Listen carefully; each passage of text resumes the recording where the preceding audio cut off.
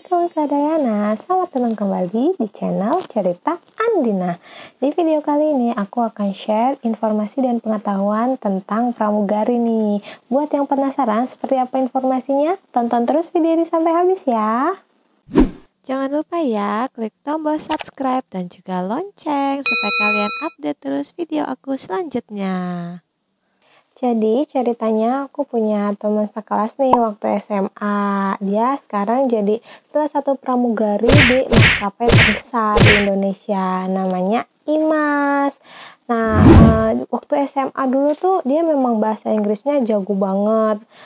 Di antara kita kayaknya dia ada yang paling jago. Terus postur tubuhnya itu memang postur tubuh cetakan pramugari banget sih memang. Nah, aku kepikiran nih buat bikin Q&A sama Imas ini. Karena kan kayaknya seru aja gitu ya kalau misalnya kita dapat pengetahuan baru gitu. Kebetulan aku juga penasaran sih tentang pramugari itu kayak gimana. Akhirnya aku kontak nih Imas ini. Aku kan 2 tahun sekelas, jadi aku punya lah nomor kontaknya gitu. Nah, aku kontak ternyata dia mau nih buat bikin Q&A bareng aku. Kebetulan Imas ini tinggalnya di Bali kan sekarang, dia base buat penerbangannya. Jadi kita bikin Q&A-nya jarak jauh. Aku bikin questionnya ke Imas, aku kirim ke dia. Nah, dia bikin video answer-nya ke aku. Oke, yuk langsung kita simak aja Q&A mengenai pengalaman teman aku jadi pramugari di maskapai penerbangan terbesar di Indonesia.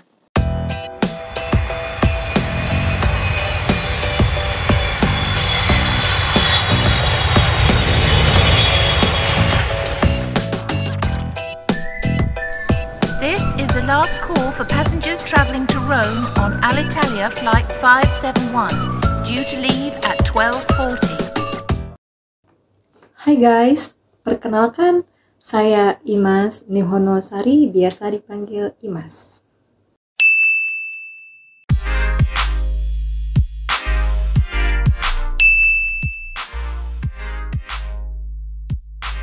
Motivasi saya jadi pramugari, sejujurnya dari kecil gak ada bayangan sama sekali untuk jadi pramugari. Bahkan sampai lulus kuliah pun juga gak kepikiran.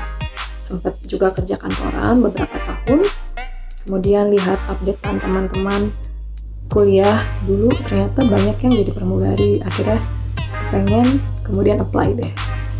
Terus apply-nya itu via website.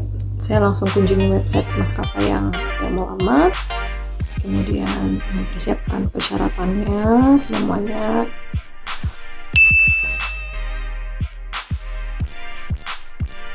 Sebenarnya kalau mau jadi pramugari itu tidak harus sekolah pramugari dulu sebelumnya. Jadi karena nanti saat kalian masuk maskapai yang kalian lamar, sudah lolos semua tahapan dan kalian menjadi siswa training, itu kalian akan di training lagi oleh maskapai. Jadi background kalian itu tidak harus sekolah pramugari terlebih dahulu.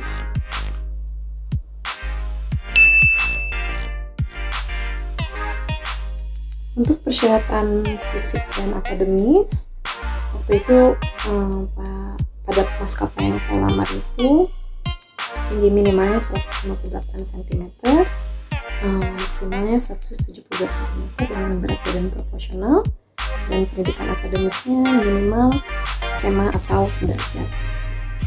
Dan peraturan tersebut berubah-ubah ya tergantung peraturan kebutuhan perusahaan. Jadi pernah waktu itu persyaratannya tingginya naik gitu, jadi 160 cm dengan pendidikannya minimal D3. Jadi harus sering-sering ngecek persyaratannya apa saja, berubah atau enggak gitu, agar mengkondisikan dengan kondisi kalian.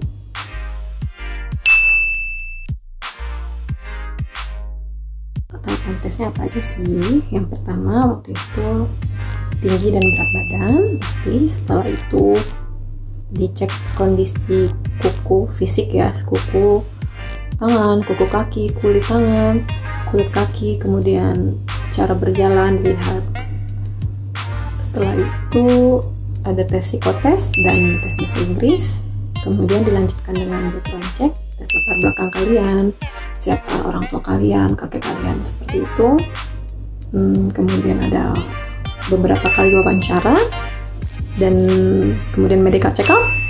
Kalau lolos, kalian ke tahap terakhir, yaitu pantuhir. Jadi sebenarnya berbeda-beda ya, ada yang medical check up dahulu baru pantuhir, ada yang pantuhir dulu baru medical check up. Dan kalau untuk yang paling sulit tahapannya, menurut saya semua tahapan memiliki tingkat kesulitan masing-masing. Tapi jika harus dipilih, sepertinya pantuhir ya, karena itu tahapan yang penentuan, yang menentukan kalian lolos atau tidak menjadi siswa training pramugari di suatu maskapai.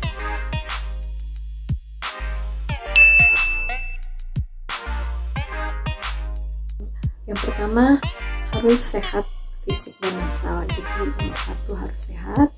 Kemudian gugup itu pasti, tapi jangan stres. Setelah itu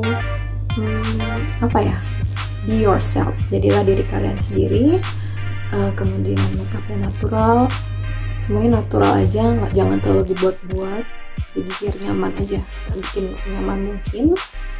Kemudian cari informasi sebanyak-banyaknya tentang perusahaan maskapai yang kalian lamar.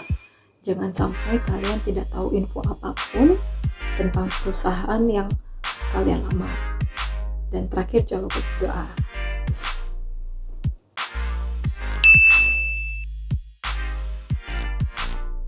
Kalau di perusahaan maskapai yang saya kerja sekarang itu tidak boleh ya. Jadi saat pakai seragam itu tidak diperbolehkan memakai jilbab. Tapi kalau misalnya sudah tidak pakai seragam, misalnya menginap di suatu kota, kemudian makan malam keluar atau makan malam di hotel, itu nggak apa-apa kalau pakai jilbab. Jadi pakai jilbabnya saat tidak memakai seragam.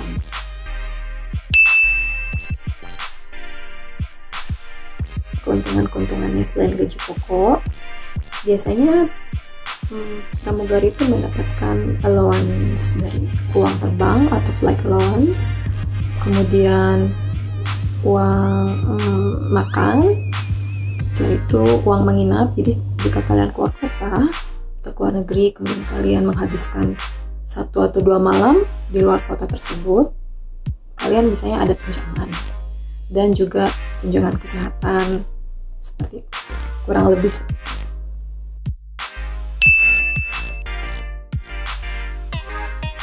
Nah, untuk jadwal libur, pramugari liburnya kayak gimana sih? Jadi kami itu liburnya sudah ditentukan oleh bagian penjadwalan. Misalnya untuk jadwal bulan Februari itu sudah dipublikasikan pada bulan Januari, di akhir Januari itu. Jadi dalam 1 bulan itu jadwalnya sudah ditentukan, berikut juga hari liburnya. Nah, hari liburnya nggak bisa milih, jadi sudah dari bagian penjadwalan yang menentukan. Misalnya liburnya di 1 Februari, kemudian 7 Februari, kemudian libur lagi di tanggal 11 dan 12 Februari, seperti itu. Intinya liburnya itu sebulan ada 8 hari, tapi terpisah-pisah, tidak 8 hari berturut-turut. Akan tetapi kami juga bisa untuk merequest hari libur. Misalnya bulan Maret mau libur kapan, itu ditentukan di bulan Februari requestnya. Tapi ada syarat-syarat tertentu, jadi nggak langsung di approve. Ada persyaratan tertentu jika kami awak kabin atau pramugari ingin mengajukan permohonan hari libur. Seperti itu. Kemudian untuk cuti, kami ada cuti tahunan, cuti hamil juga ada. Jadi cuti hamil itu sekitar 1 tahun lamanya, kurang lebih. Dan ada cuti istimewa, misalnya kalian ingin menikah, diberikan cuti istimewa. Ya, kurang lebih ya seperti itu.